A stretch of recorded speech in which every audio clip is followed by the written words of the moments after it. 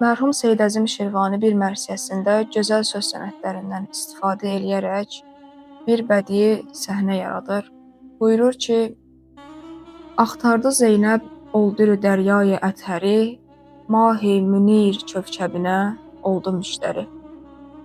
Xanım Zeynəb salamullahi əleyha Kərbəla səhrasında İmam Hüseyn əleyhissalamın qızı xanım Səkinə salamullahi əleyhanı axtarmasını Seyid Əzim bu cür təsvir edib deyir ki, o paç dərya cövhərini incisinə axtarırdı və sanki parlaq ayın ulduzuna müştəri idi.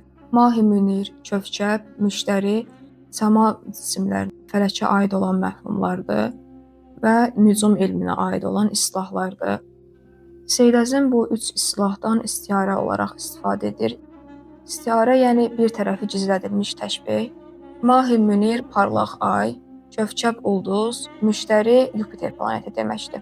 Mahi Münir burada İmam Hüseyn əleyhissalama, Kövkəb İmam Hüseyn əleyhissalamın qızı xanım Səkinə salamullahi əleyhaya, Müştəri isə xanım Zeynəb salamullahi əleyhaya işarədir.